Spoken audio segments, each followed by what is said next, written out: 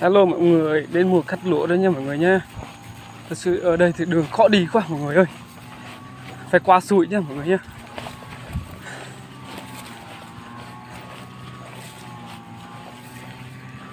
Đó, mấy đứa đang cắt kia. Kỳ quá. Làm gì mày? Hả? Hả?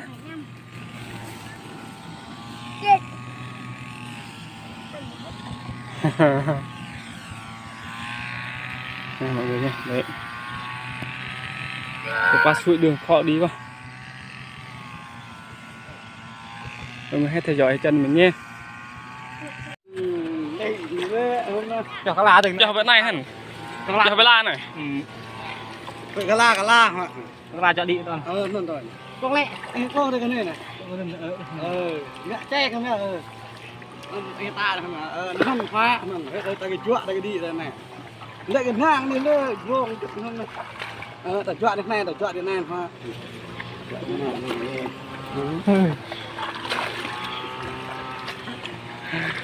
Mình họ này. Mẹ hắn ta ra miền lại khó đi quá này. Lúa phải qua sụi nha mọi người nha.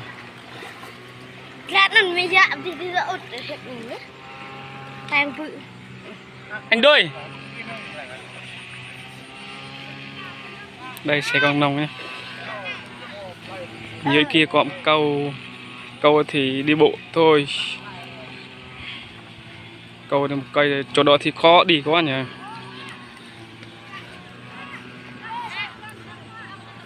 Em được không hả? Sần này.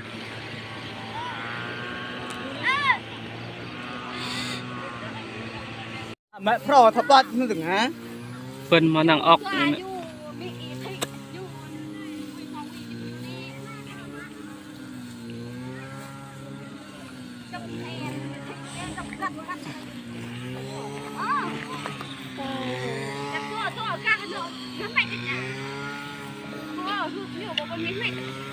Mà rắn nào ngậm ngon nó ăn này, pran đó.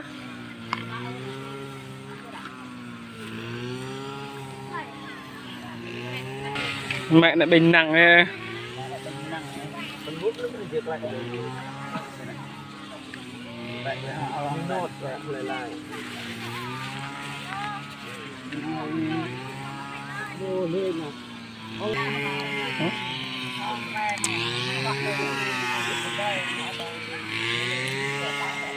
Hoan đang miกันHoan. Kết. Đăng lên nè.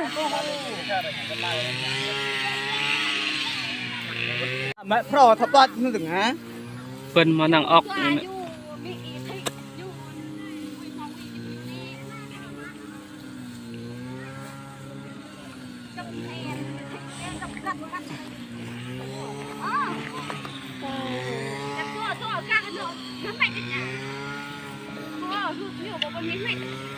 Mà rắn nào ngậm ngon nó ăn này, pran đó.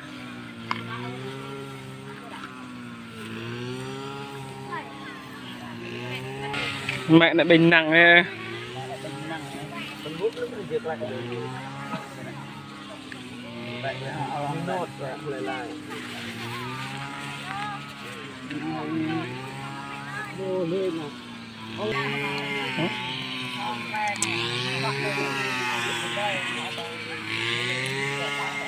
Hoan đang miกันHoan.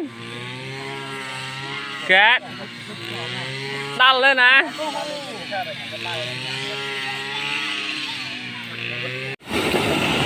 Đây nha mọi người, có hai câu ở đường này thì khó quá, sợ qua đây mọi người nhá.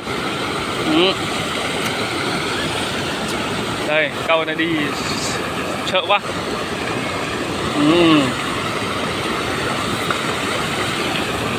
Cắt lụa nha mọi người nhá.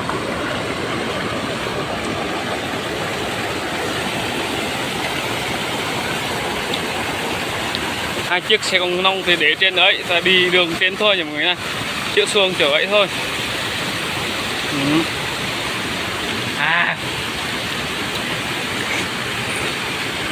Sự thì người dân này làm vất vả khó quá. Kiếm ăn phải không? Hãy cố gắng thôi mọi người nhỉ.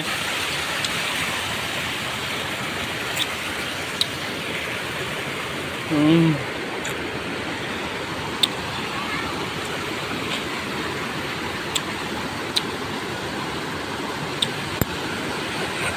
là đất mương Lạc nhà mình nha mọi người nhé. Đấy, thu hết rồi.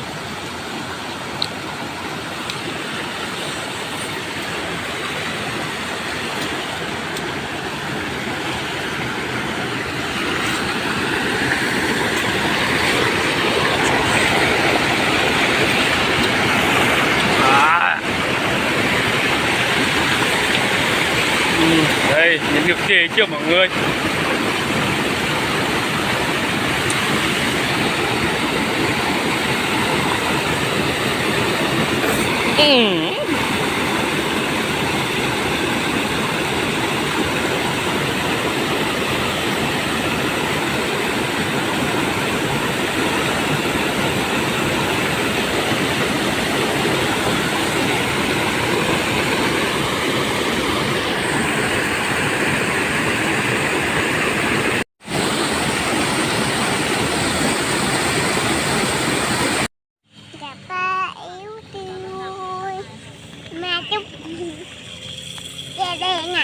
Nghe được không?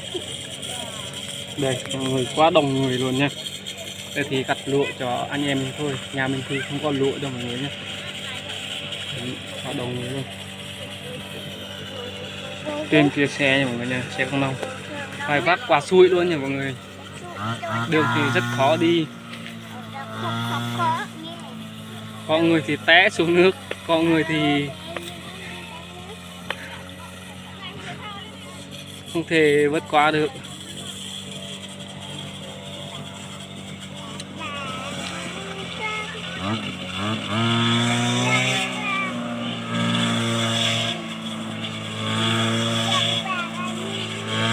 Được và nó vả.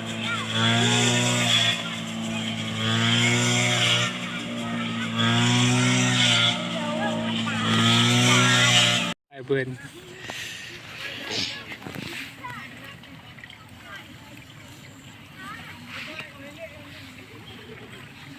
Rồi người ta năng qua này lùi năng sạch lên hay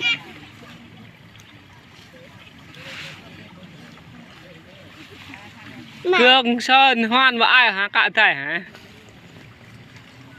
Cạ ta dành tụi ta lẹ mà cao kia mà lên nó coi ha. Kê ra hả nhu đi. Quay thì lụa mà bạc nè. Ta quay nó xét mà bạc ô. nè tạ Ê.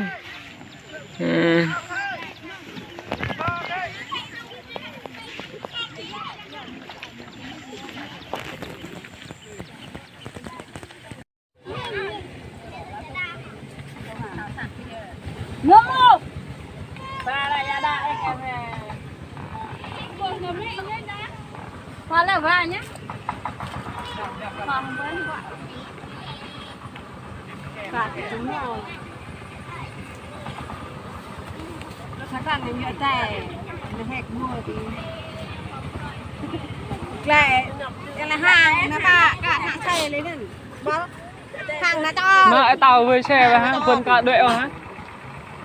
Cái hàng nó cho rồi như này.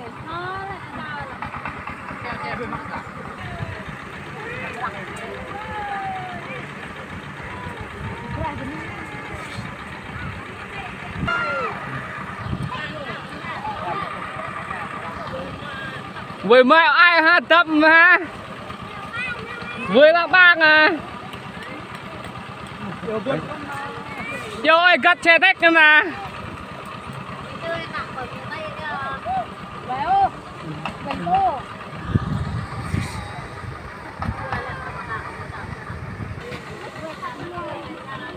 Cái ai ở bò như đây với mẹ hai tạm này mẹ hai tạm nào mua như thế cái tao vui cái phần trâu thế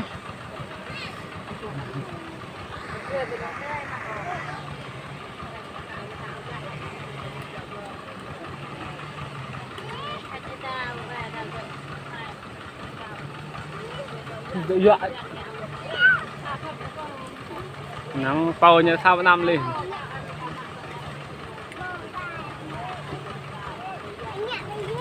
bao có pha vậy được